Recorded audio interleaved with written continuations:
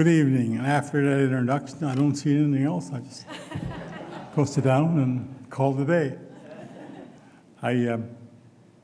My good friend John Misley in the audience, he dropped by and said, we're breaking our deal on those two ships in the harbor, cruise ships. We should have it done by tonight. I'm just kidding. I want to start by acknowledging that I'm honored to be here at the Miawpukek territory. I want to dispute what the Premier said about Nova Scotia. I think Newfoundland's got the best scenery in the province, in your country. I don't want to compete or anything like that, but I have to say that. I'm also honored to be the recipient of the Frank McKenna Award. I did meet Mr. Frank McKenna a long time ago. He may not remember, but I remember. I had a lot of Mi'kmaq friends all the way from Newfoundland to Quebec. They said, you got to meet Frank McKenna. And I said, why? It's because he's a great man. And Mr. Premier, I have a Premier of my own I'd like to brag on once in a while, Andrew Fury. He too has done marvelous work with us over the last number of months and years that he's been there. And to understand now from where I come from, I have to tell you a bit about my personal history that some of you already know. And I struggled with putting this together with my colleague and co-worker, Sheila O'Neill, many drafts, and finally I said, what's on the paper has got to stay on the paper, because otherwise they're going to do Donald Trump. I'll go offline and do my own way. My real education began here in Halifax 60 years ago. I landed here at this old train station, scared out of my mind, broke, and didn't know where my next meal was going to come from. But I had a cousin that worked out of here on a fishing boat, and I said, if I could find him, I may have a chance of some kind of survival. And I went down to 40 fathoms every morning, waiting for a fishing boat to come in. And one morning, standing on the bow of a fishing boat with my cousin, and that was my survival. And in a way, that was a part of my governance style. A taxi driver took me up to Ken Street where he lived, and I asked if I could stay there. She said, no, you have to go next door, ask somebody else. And I did.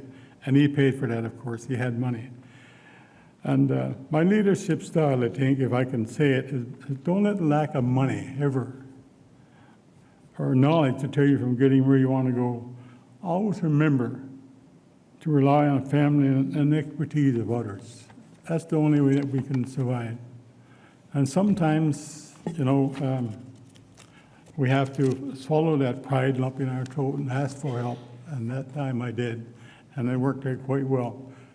And from there we went across the country, and not so good times, but we made it back. And I spent years working across the country in many different types of jobs, and hoping that I could have the experience to bring back to my community, and I did. And if you look at my resume, it would look like I couldn't keep a job. That's not true. Every job I had took me closer to the goal I want to be, to finally come home to work in my own community. And in April of 1974, I came back to Conway for good, to help build a community where we are today. And in 1983, after the death of my uncle, just before Christmas in 1982, I very foolishly put up my hand. I accept the nomination for chief, not knowing what I was getting into, not knowing where I was going to go. But my first responsibility as chief of my community at that time was to take on the provincial government. It was withholding $800,000 of our community funds for 13 months. Even my own family and friends in the community said, you're crazy, you're never going to get what the province is holding because your uncle couldn't even do it. And I've learned that if you don't try, you don't get. And we did, after many, many discussions. Finally, we was told no again, nowhere else to go.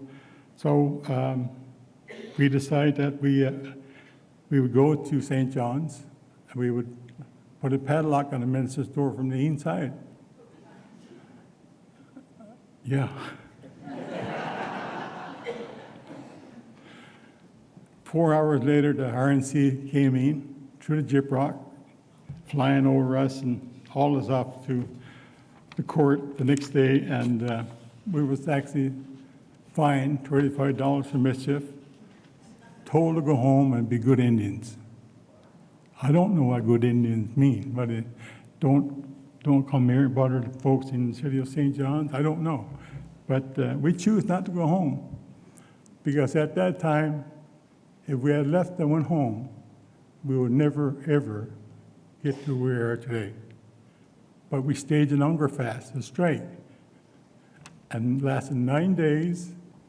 In that 9 days, we had negotiators on the outside that finally convinced Mr. Pickford to release our funds, $800,000, and we went home to a hero's welcome. I'm off script again here now. Bear with me. And in a sense, to truly a governance, my role of governance started with that protest against government. I realized that you don't always get what you want by pounding on someone's desk. You have to use respect and common sense. If you talk nice to people, you don't always listen, but you get a chance to go back to talk some more. And we've learned that lesson. Whatever decision I think I've made, it was always one in reaching into a rattlesnake's cave and hoping I don't get bitten. And having good people around you to point you in the right direction have always helped, and I've had that. People like my friend Goody, who speaks so well of me and is a dear friend. A part of our fight for us was to take away education from the church in 1985. They outlawed our language, outlawed our culture. So in 1985, we said to the church, you're not doing this any longer. We're taking away education for ourselves, and we're going to do it ourselves. And I remember what was said at the end of the table. The chairman of that school board said to me, if you're lucky enough to get your hands on education dollars, what are you going to do with it? Are you going to buy cigarettes and beer? You don't know absolutely nothing about education. The only response I could think of at the time, under a lot of pressure, so we can't do any worse than you've done, Father.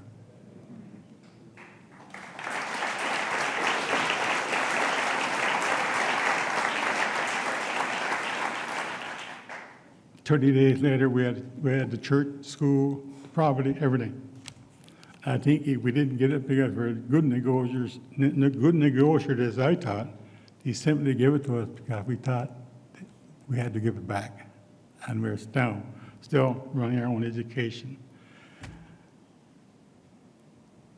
And I'd like to say that it was smooth sailing from then on after that fight with the province, but it wasn't. My own people removed me from office in 1988 in a coup. But after 6 years, things got pretty dire for me. I had no money, I had no job, never been on welfare in my life. There was no food in my house, and our hydro was about to be cut. Then one day I came home to find someone that had dropped off a welfare check for $120. My first thought was to get some food,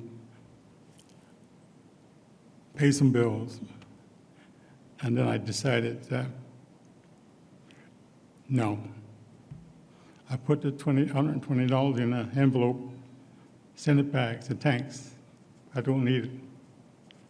And that was a turning point for me. And I did clear my name after 6 years. In 1994, I was elected as administrative chief with an overwhelming majority, and many times since in acclamation.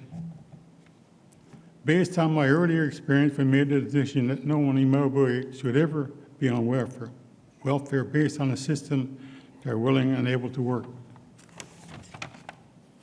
We use social allocated by the federal government to create what we call job creation. We use the money to help them train our people to build our community. This was considered unacceptable at the time by the federal government. We did it anyway. And in doing so, we developed our own workforce right in the community.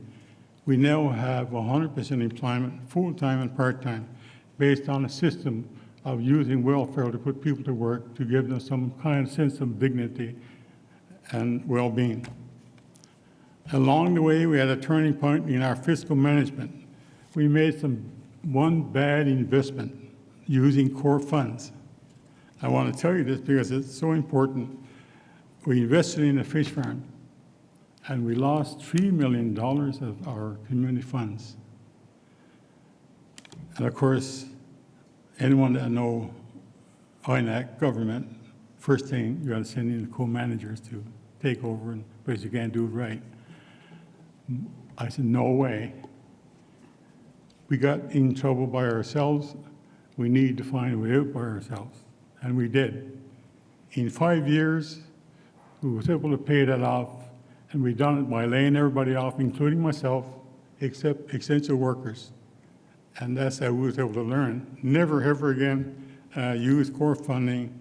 And along with that, we set up a finance law, so it could never, ever be done again. Now, best part, I guess, my evening would be not telling you all of the stories, because it's very condensed in my history. Miawpukek First Nation come from the government funding and our own source revenues. And they come mostly from sea, which is very important to us. We moved from ocean-going birch bark canoes, cardboard skin canoes, to fiberglass and now to steel. And we own our own commercial fishing fleet, operated by our own company in Newfoundland. By the way, I helped paddle a birch bark canoe from Newfoundland to Nova Scotia years ago. An incredible experience. You should try it sometime. We are part of the Mi'kmaq Coalition that acquired 50% ownership of the Clearwater Seafood that holds the fishing rights for Arctic surf clam. We also own a large number of commercial fishing boats in Newfoundland, and we are partnered with companies such as fish plants and processors. In 2021, through a joint venture between Horizon Maritime and Miawpukek First Nation, we became 51% owners of Icebreaker, formerly known as the Sir Humphrey Gilbert. We now call it the Polar Prince, or as I like to say, I own an icebreaker. I don't. We use the vessel for education and research expeditions, including students on ice, and earlier this summer, the first Indigenous-led expedition where we brought the Indigenous youth together with scientists, hoping to inspire youth to look at careers in the seafaring industry. We are building our nation to be a strong nation and community for the next 7 generations to come and beyond. Those are just a couple of examples of our First Nations involvement in the 50 years that I've worked in my community. From 1974 up until my retirement as the Administrative Chief in January 2024, I spent 50 of those years fighting to create something better than I had growing up. Before I left office earlier this year, I asked that we commission UNWIC to complete a report for us to determine the socioeconomic impacts of Miawpukek First Nation, and these reports were based on 2023 data.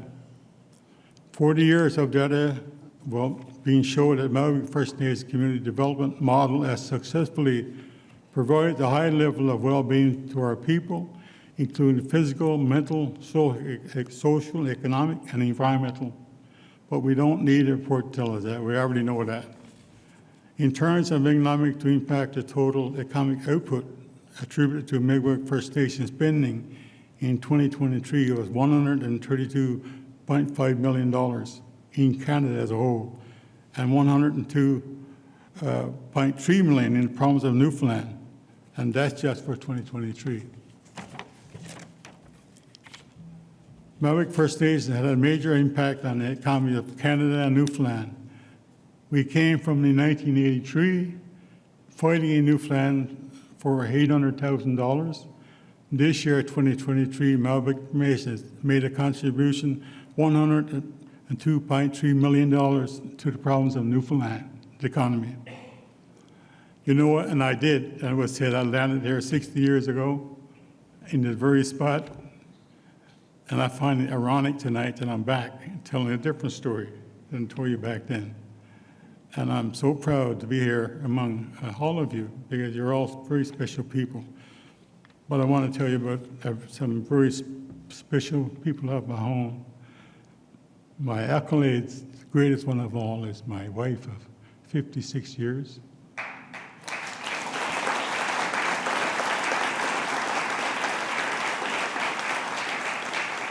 My daughter, Leona, my great-granddaughter, I have 2 great-grandchildren. They live in New Brunswick, by the way. And my little great-granddaughter called me and she said, she called me Bubba, so I'm Bubba. She said, before you go out tonight, she said, make sure you're wearing clean underwear. Of course, I could hear her mom laughing in the background. And to sum all this up, I want to say that I've learned from my parents and my community and my elders those 3 short words that's been so powerful in my life. Never say never. Never say never for anything. There's always a way forward. Walalio, thank you all.